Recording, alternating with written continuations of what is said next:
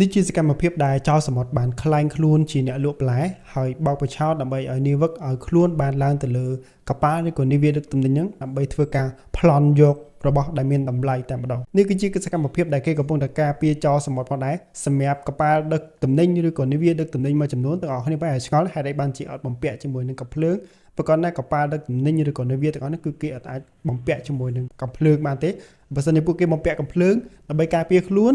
ប្រកបណាពួកគេគឺអត់ឲ្យចូលចតតាមកំពង់ផែជួយពិភពលោកម្ដងហើយអីដែរពិសេសហ្នឹងគឺវាបានធ្វើឲ្យប៉ះពាល់ដល់វិស័យយោធាវាអាចគំរាមកំហែងដល់វិស័យយោធាអញ្ចឹងណាអញ្ចឹងគេអត់ឲ្យបំពាក់ជាមួយនឹងកាភ្លើងដើម្បីការពារខ្លួនទេអញ្ចឹងវិធីនៅក្នុងការការពារខ្លួនរបស់ពួកគេគឺគេមានជាមួយនឹងរបងសណាញ់លួសអីចឹងទៅហើយអីដែលជាអាវុធដែលល្អបំផុតសម្រាប់ពួកគេហ្នឹងគឺទយោបាញ់ទឹកដែលគេអាចយកទយោនេះគឺបាញ់ប៉លិចទូកចោលសមុទ្រយកតែម្ដងហើយសម្រាប់វិធីនៅក្នុងការចូលមកលួចរបស់ដែលមានតម្លៃប្លន់របស់ដែលមានតម្លៃរបស់ចោលសមុទ្រ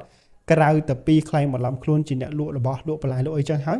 ពេលខ្លះពួកគេក៏ចូលមកទាំងដុលតែម្ដងគឺចូលសម្រុកចូលប្លន់តែម្ដងអត់មានខ្លែងបន្លំអីទេនេះគឺជាវីដេអូដែលចែករំលែកដោយនាវិកដែលនៅលើកប៉ាល់នឹងតែម្ដងទោះបីជាមានវិធីនៅក្នុងការពារបែបហ្នឹងក៏ដោយក៏វាមិនងាយស្រួលក្នុងការកម្ចាត់ជាមួយនឹងចោលសមុទ្រទាំងអស់ហ្នឹងដែរពេលខ្លះពួកហ្នឹងអាចនឹងមានអាវុធផងដែរសម្រាប់មកប្លន់ហើយតែវាបានឡើងលើកប៉ាល់ឬក៏នាវាហ្នឹងហើយគឺ